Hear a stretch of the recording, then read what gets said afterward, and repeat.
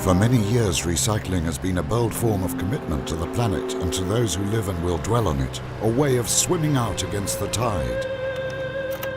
And until recently, those who saw the circular economy as an alternative to the linear one, supporting the vision of a world where the present and future are more and more interlinked, were considered nothing but dreamers with noble ideals.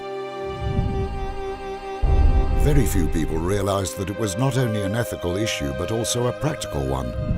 And only a small handful of pioneers understood that there was no need to choose between the two. Recycling contained them both. And it's no coincidence that those pioneers from whom Rilegno was born were Italians. Italy, a land of ancient genius but poor in timber, has always consumed more than its forests could produce. The ancient Romans called lignum the firewood, and materia the wood to be worked. That's why no one can comprehend better than us the reason why wood has been and still will be the fundamental asset of every civilization.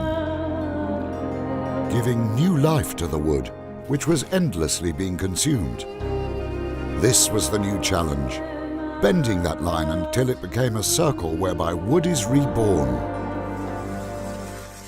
Gradually we realized that everything around us was growing, an invisible and silent forest made up of objects, timber packaging too hastily tossed aside with unrecoverable things.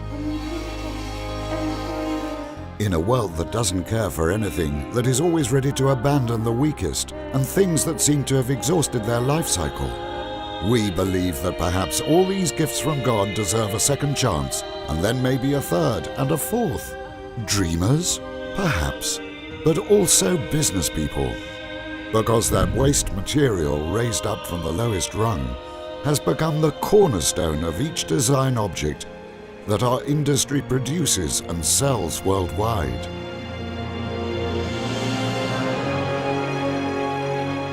In over 20 years, Rilegno has obtained the cooperation of more than 400 recovery and service platforms, powered by more than 40 million citizens.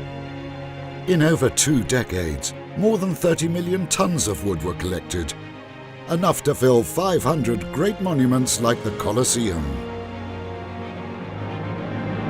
All this has given the paneling industry an extraordinarily competitive tool in terms of costs and supply, without touching even a single tree, without hurting the planet, without burning any matter that is still alive. This is not a miracle, but rather a return to normality, the return to a world that did not know the concept of waste, and to a world that saw the tangible manifestation of the divine in trees and wood. The great success of Rilegno is a message that goes beyond its specific role. It is a milestone that marks a new path for all men of goodwill.